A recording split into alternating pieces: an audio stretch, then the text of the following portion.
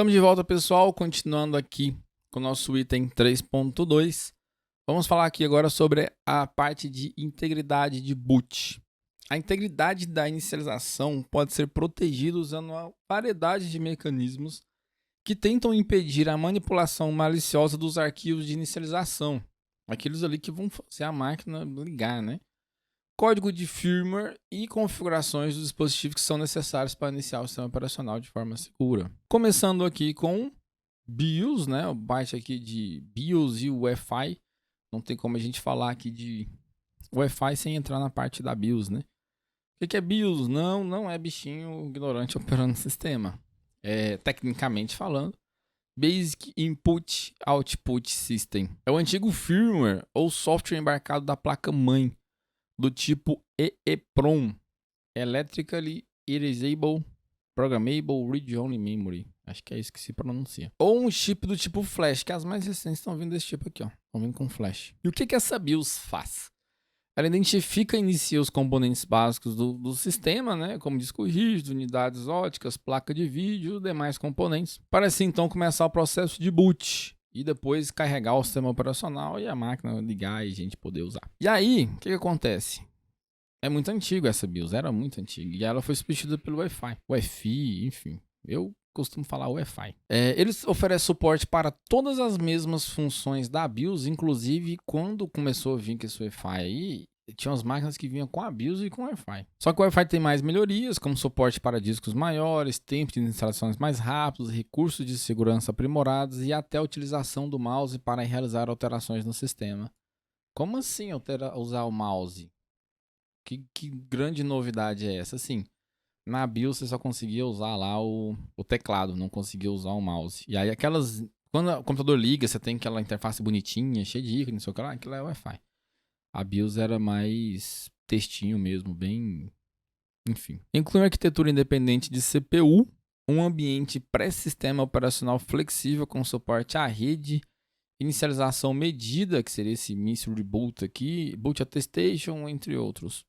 Eu lembro uma vez que eu peguei uma placa-mãe ASUS, ela tinha um sistema, esse ambiente pré-sistema operacional e tal. Você conseguia usar, tipo, um navegador, rede... Eu não sei se tem exatamente vínculo com o Wi-Fi ou se era alguma coisa extra da ASUS, tipo um pré-boot, um pré-sistema operacional, enfim. Mas era bem bacana, era um sisteminha bem enxuto, né? Tinha parte de arquivos, gerenciamento de arquivos, parte de navegador, e com o navegador você conseguia usar muita coisa, e tinha acesso à internet, né?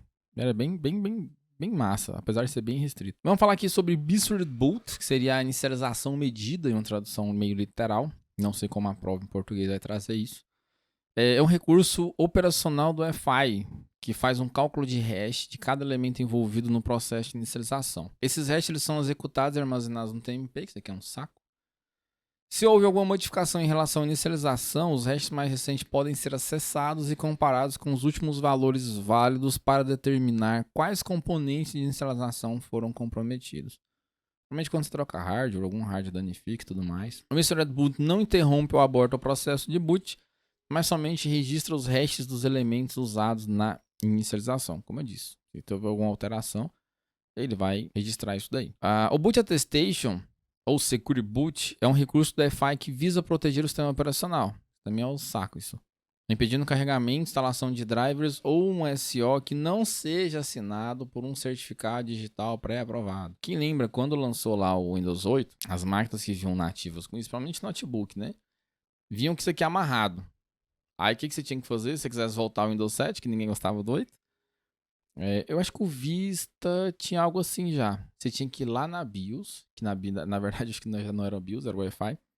Mas todo mundo ainda chama de BIOS esse trem. E desativar o Secure Boot por causa disso. Ele não deixava você instalar o Windows 7. Por quê? Porque tinha esse negócio aqui de certificado digital pré-aprovado.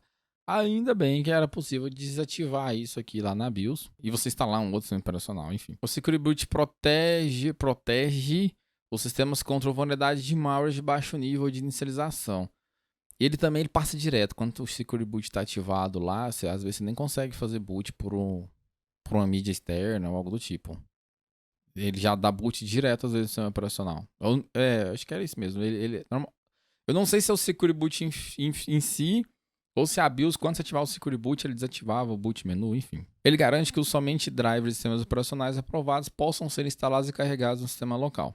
Como eu disse, principalmente parte de sistema operacional. Beleza? Bem tranquilinho, né? Quem mexeu com manutenção já passou raiva com esse Secure Boot, eu tenho certeza. Database, falar um pouquinho aqui sobre parte de banco de dados. Apesar de a gente ter citado, acho que no item no módulo 1, alguma coisa. A segurança do banco de dados é uma parte importante de qualquer organização que usa grandes conjuntos de dados como um ativo essencial. O SQL, né, Structured Query Language, é a linguagem usada para interagir com a maioria dos bancos de dados, fornecendo várias funções que combinam o registro de uma ou mais tabelas para produzir informações potencialmente úteis. Ou seja, você vai fazendo join lá, né, da vida das tabelas para você conseguir montar alguma informação top. Esse processo não está isento de vulnerabilidades, podendo ser alvo de ataques para coletar dados. E aí a parte de tokenização. A tokenização é um meio para proteger dados confidenciais, como PII. Para quem não lembra, esse PII é um Personally Identifiable Information, que nada mais é que informação pessoal identificável, substituindo-os por um token, que representa os dados confidenciais. O banco de dados, então, não salva as PI, essas informações pessoais, de forma direta, mas sim um mapa de tokenização externo usado para reverter o processo. É muito semelhante à pseudonimização usada para representar dados confidenciais. Como é que funciona essa tokenização aí? Você tem lá, normalmente, sistemas grandes, pelo menos sistemas bancários, eles não usam somente um banco de dados, usam vários bancos de dados. Então, obviamente, com camadas de proteções diferentes. Onde salva lá suas informações pessoais, obviamente, isso é um acesso muito restrito, né? É um servidor que aceita, normalmente, conexão só de um outro jump server, e que a gente vai ver esse detalhe também na próxima aula. Próxima aula não, próximo item. Então, assim, o que eles fazem? Usa essa parte de tokenização. Faz lá, olha, tal usuário A vai receber um token X, então tudo que tiver relacionado ao token X está seguro. Para você não fazer a verificação no token A, na informação A diretamente, né? Mas isso assim, para o que tem mais acesso. Aí quando você precisa de um acesso assim mais restrito mesmo, aí você faz essa comparação de tokenização com os dados do usuário mesmo, para ver se isso está válido. E um detalhe muito importante aqui, que descobertas recentes em Machine Learning mostraram que técnicas de anonimização, como tokenização e pseudonimização, podem ser revertidas usando conjuntos de dados de inteligência de código aberto. Alguns bancos de dados, eles trocam vogais por um X, ou troca o primeiro nome, ou tira o primeiro nome, então assim, nem é coisa de outro mundo isso. Salting. O salting ele pode ser executado em entradas de um banco de dados de maneira semelhante à forma que são usados com senha. Lembra lá da técnica de salt com senha? Como é que ele funcionava? Você tem lá a senha 1, 2, 3, 4, 5, e aí na hora de salvar no banco de dados ele coloca algumas coisas na frente aqui, enfim, para ficar mais bagunçado, depois gera um hash. Na verdade o hash é outra coisa, né? Inclusive outro próximo tópico. O salt ele pode ser realizado antes do hash ou criptografia para aumentar a segurança no armazenamento de dados de bancos. É o mesmo conceito de senha. A diferença é que você vai usar para dados, né? E no banco de dados você pode usar com várias coisas, não só especificamente com senha. Pode fazer um hash também na parte do usuário para dificultar ainda mais. Questão de brute force, ataque de Rainbow Table, enfim. E aí, como a gente falou sobre salting, tem a parte aqui de hashing. Ele é usado para produzir um identificador de dados exclusivo. Ele recebe uma entrada de comprimento variável e produz uma saída de comprimento fixo. Só pode ser realizado em uma direção e pode ser usado para detectar violações de integridade de dados. Se você está seguindo todas as aulas aí, uma a uma, você já está cansado de saber o que é salt e o que é hashing. A gente viu isso no item 2.8 mais especificamente. Se esqueceu, volta lá. Application Security, falar aqui sobre essa parte aqui de aplicação. De segurança das aplicações. Nenhum hardening de rede, auditoria ou treinamento do usuário pode compensar uma programação ruim. Realmente, nada disso pode. Nem bater no desenvolvedor. Não, mentira, gente. Calma, isso aí é brincadeira. A segurança de aplicativos é essencial para a sobrevivência de qualquer organização. Obviamente, né? Se você não trabalhar ali com o tal do Security by Design, desde que você começar a mexer com suas aplicações, você ter uma parte de segurança... Enfim, vai ser muito complicado. E aí, pra gente ter uma aplicação segura, o que a gente tem que fazer, né? Começar com a aplicação começar com codificação e design seguros. Como eu disse, security by design. É começar desde o início pensar em segurança. Testar a aplicação antes de distribuir. Por incrível que pareça, né? Tem gente que não faz isso. E às vezes já faz alteração em produção. Homologar em um ambiente separado antes de enviar para a produção. Você tem um ambiente de homologação. É bastante importante isso também. Colocar a aplicação em produção. No caso aqui, né? Você faz a homologação em um ambiente separado antes de enviar para a produção. Depois disso, você coloca ela em produção, propriamente dito. E elabora um manual com tópicos de implantação e configurações iniciais. Assim, bem por alto, né? Bem por alto mesmo que tem que fazer. Seguindo no mínimo isso daí. Parte de validação de entrada. A gente viu isso bastante já, mas bora repetir de novo aqui. A validação ou manipulação de entradas adequadas se refere a técnicas de verificar se os dados são válidos antes de serem usados. Esse tipo de problema geralmente ocorre com aplicações web. A validação inadequada de entradas pode criar abertura para ataques como scripts entre sites, SQL injection, buffer overflow e mais um monte de coisa. A gente vê essa parte de validação de entrada, sanitização de entrada lá no item 1.3 e 2.3. Também são coisas assim que a gente já está bem ciente que precisa fazer, né? Só os desenvolvedores que não aprenderam isso ainda. Security cookies. O cookie é um mecanismo de rastreamento desenvolvido para que os servidores web monitorem e respondam à visualização de usuários de várias páginas web. Cookies de segurança são cookies HTTP com um conjunto de atributos seguro. Definir um cookie como seguro garante que ele só possa ser usado em um canal seguro, HTTPS. Tem aquele negócio de cookies de terceiro, por isso que fala dessa parte aqui de security cookies, né? Do seu site salvar cookies e ele poder ser acessado por outros sites. Aí dá ruim. Aí, como você ativa esse security cookies aí, ele só vai por HTTPS. Obviamente, se o seu site tem um certificado, ele só vai aceitar e por seu certificado, só do seu site. Ou seja, outros sites externos não vão conseguir acessar. HTTP headers, né, os cabeçalhos HTTP, são um componente essencial das ações de pedido e respostas realizadas entre um cliente web e um servidor web. Inclui informações sobre o navegador do cliente, a página solicitada, o servidor e vários outros campos aí. Por que ele cita essa questão aqui de HTTP headers? Basicamente, eu não sou o cara de dev, mas eu lembro lá que tem vários cabeçalhos, só pessoal. Mais um que o pessoal falava muito, tal do get post. Normalmente o GET era para consultar o post para fazer envio. Tem mais uns outros lá. Grosseiramente falando, o GET ele manda essa solicitação por URL. Então, quando você vê lá na coisa lá, um ID igual a 20 na URL, é porque provavelmente ele está pro GET. Quando é post, ele não aparece isso lá na URL. Aí, por incrível que pareça, tem alguns sistemas aí que eu já presenciei, inclusive, eu até enviei mensagem pro pessoal da TI. No checkout, ele mandava todas as informações do formulário por GET. Todas. Nome completo, endereço, número do cartão de crédito, código de segurança. Enfim, quando eu vi isso, eu printei, apaguei meu cartão, por sorte era um cartão virtual. Então, assim, por isso que ele traz essa parte aqui de segurança de aplicação. Como é que você faz um negócio desse? Espero que o cara tenha sido mandado embora. CodeSign. A assinatura de código se refere ao uso de uma assinatura digital em um certificado para autenticação e validação do código. O certificado possui um hash do código. Esse caso aqui é para você validar mesmo o código, digamos assim, né? Certificados de assinatura de código, eles são usados para autenticar e verificar o código para certificar que não foi modificado. No simulado 2, inclusive, teve uma questão bem parecida com isso aqui. Um certificado de autenticação de código pode identificar o autor e o hash pode verificar a integração do código. Como uma assinatura digital, meio padrão, né, pessoal? Se o hash não corresponder, indica comprometimento da integridade. Muito simples. Parte de lista de liberação, lista de permissão e lista de bloqueio. O material, na verdade, eu acho que não só esse aqui da Competia, eles não gostam daquele negócio de blacklist, whitelist.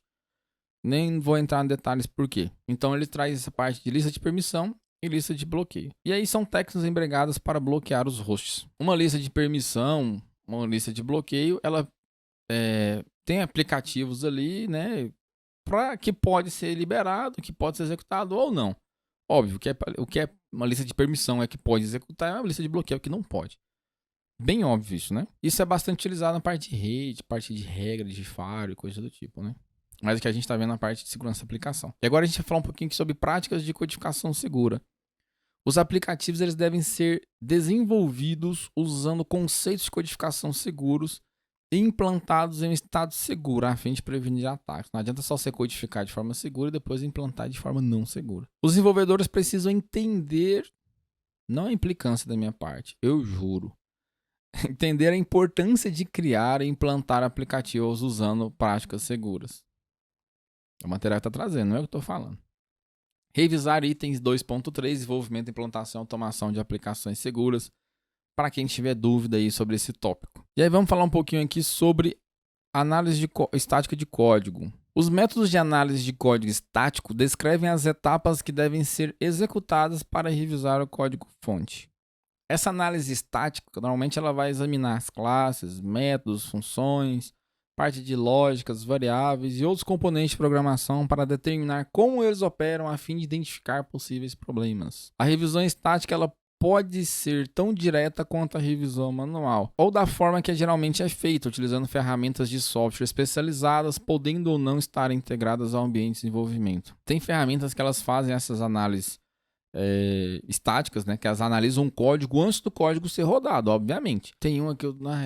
alguma coisa de CubeIQ, enfim, não lembro o nome dela. Que é bastante usada nessa parte assim de análise de código estático. E aí, já perguntei várias vezes, alguns desenvolvedores não tinham nem noção da existência dessa ferramenta. Enfim, é algo assim que tem que ser levado em consideração porque o desenvolvedor só quer saber fazer o trem funcionar. Parte de revisão manual, ela é muito semelhante à revisão estática. Tem como objetivo examinar o código atrás de falhas, né? Para procurar falhas ali, bugs, erros de digitação, lógica e relacionados. Ela pode ser realizada por pares, revisão de ombro e revisão por supervisão. É umas formas aqui que o material traz. Bastante interessante. Revisão por pares. Os desenvolvedores trabalham em dupla para escrever e revisar os códigos. Eu, particularmente, nunca vi isso aqui. A não ser que seja, sei lá, um desenvolvedor que está aprendendo, 2 júniores, enfim. Ninguém vai pagar para 2 desenvolvedores fazer o trabalho que, teoricamente, um faz. Por mais que... Revisão de ombro. Um segundo desenvolvedor observa e comenta enquanto o dev principal escreve o código. Dependendo da ambiente, ali pode ser que um desenvolvedor ajude o outro, realmente, né? Revisão de supervisão. O código é verificado por um desenvolvedor sênior ou líder de equipe.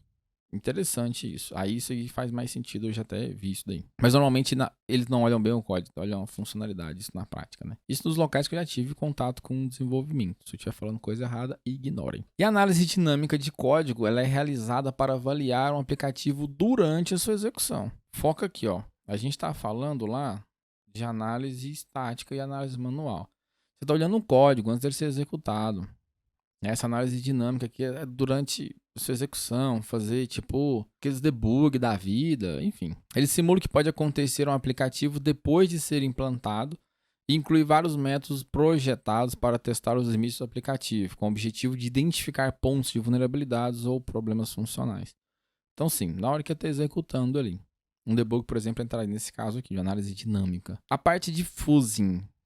Ele usa ferramentas que enviam informações que causam erros, falhas e travamentos. Ajuda a identificar vulnerabilidades e resolvê-las antes do lançamento do aplicativo. Antes do lançamento, mas aqui o aplicativo já vai estar pronto. Ele vai ter uma versão de produção ali.